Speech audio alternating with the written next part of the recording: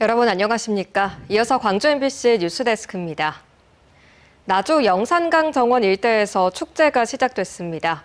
긴 추석 연휴에 가족들과 함께 나들이 삼아 축제장을 찾은 관람객들은 가을날의 여유를 즐겼습니다. 첫 소식 윤근수 기자입니다. 거대한 정원으로 변한 영산강변이 나들이 인파로 북적입니다. 초록색 카펫처럼 펼쳐진 잔디 위에서 캠핑이라도 나온 듯 여유를 즐깁니다. 활을 쏘고 제기 차고 함께 체험할 수 있는 즐길 거리도 다양합니다. 여기 축제에 볼거리도 너무 많고 아이들이 무료로 체험할 수 있는 것도 아주 많고 먹거리도 풍부해가지고 너무 좋네요. 방금 종이배 뛰고 왔는데 그게 재밌었어요. 개천절부터 이어진 추석 연휴 엿새째. 성묘하고 차례 지내고 그러고도 남는 시간은 가족들과 함께 추억을 만드는 데 썼습니다. 우리 손녀딸하고 추억을 쌓으려고 왔는데 여러 가지 볼거리도 많고 또 축제 첫날이라서 사람도 많고 참 좋네요. 꽃도 많고. 영산강 국가정원을 꿈꾸는 나주시는 일요일까지 닷새 동안 영산강 정원에서 축제를 계속합니다. 순천만처럼 국가정원 지정을 통해 관광객들을 끌어들이겠다는 취지입니다. 이 기간 동안 정원 페스티벌과 함께 나주의 농특산물을 소개하는 농업 페스타도 열립니다. 또 유명 가수들이 참여하는 축하쇼가 밤마다 펼쳐지고 축제 마지막 날엔 영산강 줄기를 따라 달리는 마라톤 대회가 열릴 예정입니다. MBC 뉴스 윤문수입니다.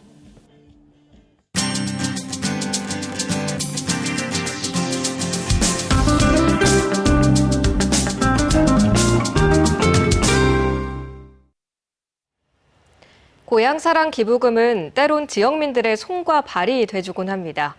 영광군이 거동이 불편한 어르신들을 위해 병원 동행 서비스와 반찬 나눔 등의 기부금을 활용하고 있는 건데요.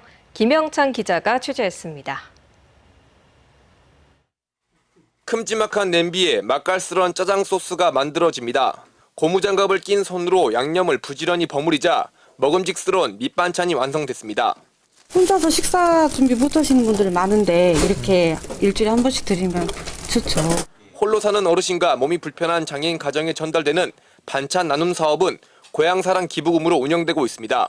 고향사랑 기부금으로 저같이 이제 이런 어려운 사람들 도움을 줄 수 있어서, 도움 받을 수 있어서 너무 좋고 뜻깊은 것 같습니다. 고령의 어르신이 보호사의 도움을 받으며 차량에서 조심스레 내립니다. 보호사가 할머니를 부축한 채 좁은 골목길 사이를 지나 병원으로 안내합니다. 어르신들의 손과 발이 되어주는 병원 동행 서비스는 고향사랑 기부금으로 2년째 시행되고 있는데 이용자는 70명 정도입니다. 우리 며느리처럼 도와준 게 좋아. 교통카드 줬어도 못 걸어간 게 못 타고 댕겨. 이렇게 병원 올라면 이렇게 온 게 좋단 말이오. 영광군은 이 밖에도 응급차량 이송 경비 지원과 출산가정 산후조리비 지원 등 다양한 고향사랑 기부금 사업을 추진하고 있습니다. 재정이 충분치 않은 곳에 고향사랑 기부금이 대안이 되고 있습니다. 그래서 소외된 취약계층이나 어려움을 겪는 어르신들에게 큰 도움이 되고 있습니다. 3년간 영광군에 누적된 고향사랑 기부금은 20억 원. 지방 재정이 열악한 군 단위 지역에는 한 줄기 빛과도 같습니다. MBC 뉴스 김영창입니다. 학력 인구 감소로 늘어만 가는 폐교 부지에 임대형 태양광 발전 설비가 들어설 예정입니다. 여기서 발생한 수익의 일부는 학생들을 위해 쓰이는데 미래 교육과 탄소 중립 두 가치를 모두 만족한다는 점에서 눈길을 끌고 있습니다. 안준호 기자입니다. 잡초가 빼곡히 자란 무안의 한 분교입니다. 한때 50여 명의 학생이 다녔던 이곳은 문을 닫은 지 15년째 이렇다 할 활용 계획이 없습니다. 현재 전남에서 미활용되고 있는 폐교는 71곳으로 전체의 60%. 주로 농어촌이나 도서지역으로 주변 인프라가 열악하다 보니 선뜻 활용하려는 이가 적은 겁니다. 쉬고 있는 학교를 위한 교육당국의 해법은 친환경 에너지인 태양광 발전 사업. 한국전력의 출자 기업에 폐교를 임대해줘서 태양광 발전 시설을 설치하겠다는 겁니다. 자체 활용이 없고 또 대부도 안 되고 또 매각도 안 되는 장기 미활용 폐교를 대상으로 우리는 이제 부지를 제공하고 이제 태양광 그 업체에서는 거기에 사용료를 우리한테 지불하는 것입니다. 폐교 한 곳당 설치 가능한 태양광 발전 규모는 평균 80에서 100kW일 것으로 예상됩니다.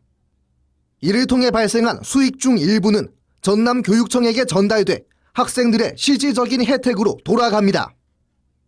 발생하는 수익을 학생교육수당 등 학생교육지원으로 환원한다는 것이 중요한 원칙입니다. 규모와 관계없이 학생들에게 직접적인 혜택이 돌아가도록 하겠습니다. 기업은 또 전남교육청에게 에너지 절감 컨설팅을 제공하는 등 교육 현장에서의 탄소 중립 실현에도 도움을 줄 예정입니다. 지역 분산형 에너지 체계를 좀 구축하자라는 것을 주요 어젠다로 제시하고 있습니다. 이제 그런 차원에서 보면 이런 사업이 활성화되면 그 폐교를 친환경적으로 활용하는 교육 복지를 넘어서 지역별 규제와 허가 등 해결해야 할 과제도 많은 폐교 활용 태양광 발전 사업.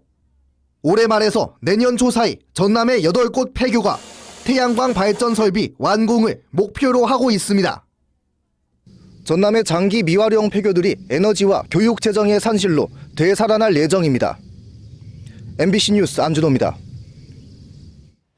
5.18 민주화운동 당시 시민군으로 참여했던 김향득 사진작가가 62세를 일기로 별세했습니다. 김 작가는 5.18 당시 고등학생 신분으로 시민군에 참여했다가 계엄군에 붙잡혀 고초를 겪었고 이후에는 5.18 현장과 사적지 등을 사진 작품으로 기록해왔습니다. 고문 후유증으로 파킨슨병을 앓았던 김 작가는 최근 건강이 급격히 악화한 것으로 전해졌습니다. 국가 AI 컴퓨팅 센터 유치전이 카운트다운에 들어갔습니다. 광주시를 비롯한 비수도권 자치단체들이 유치 경쟁에 뛰어든 가운데 정부는 오는 20일과 21일 이틀에 걸쳐 사업계획서를 접수할 계획입니다. 총 사업비가 2조 5천억 원에 달하는 국가 AI 컴퓨팅 센터 건립 사업은 첨단 GPU 5만 장을 확보해 AI 컴퓨팅 인프라를 구축하는 사업입니다. 현재 광주와 포항, 울산, 대구 등의 자치단체가 유치전에 뛰어들었고 전력 인프라와 기술 인력은 물론 참여 기업의 실행 능력이 유치 성패를 가르는 변수가 될 것으로 전망됩니다. 광주 전남에서 하루 평균 100건꼴로 암행 순찰차 단속으로 범칙금이 부과되고 있습니다. 민주당 한병도 의원이 경찰청에서 제출받은 자료에 따르면 지난해 교통법규 위반으로 암행 순찰차에 단속돼 범칙금이 부과된 경우가 광주는 2만 8천여 건, 전남은 1만 7천여 건으로 나타났습니다. 부과된 범칙금은 광주는 9억 4천만 원, 전남은 6억 2천여만 원으로 집계됐습니다. 올 들어서도 상반기까지 광주 전남에서 1만 8천여 건이 부과됐습니다. 한전이 농사용 전기의 부정 사용을 조기에 감지하는 시스템을 통해 관리를 강화하고 있습니다. 한전은 실시간 전력 사용 데이터를 분석해 비정상적인 전기 사용을 자동으로 감지하는 스마트 기술로 부정 사용을 적발하고 있습니다. 실제로 이 기술을 통해 올해 1월부터 9월까지 농사용 전기로 전기차를 충전한 사례를 59건 확인하고 위약금 6,800여만 원을 부과했습니다. 어제 새벽 3시 20분쯤 완도항 인근에서 술에 취한 20대 여성이 바다로 뛰어들었다는 신고가 해경에 접수됐습니다. 완도 해경은 연안 구조정 등을 급파해 술에 취한 여성과 이를 구하기 위해 바다로 들어간 30대 남성을 모두 구조했으며 인명피해는 없는 것으로 확인됐습니다. 한글날을 기념해 광주시가 오는 11일 광주시청 시민홀에서 우리말 겨루기 행사를 엽니다. 우리말 겨루기 행사에서는 한글 맞춤법과 순우리말 문제풀이, 수어 알아맞히기 프로그램 등이 이어질 예정입니다. 언제 어디서나 내 손 안의 뉴스. 광주 MBC 뉴스 유튜브 구독으로 함께하세요.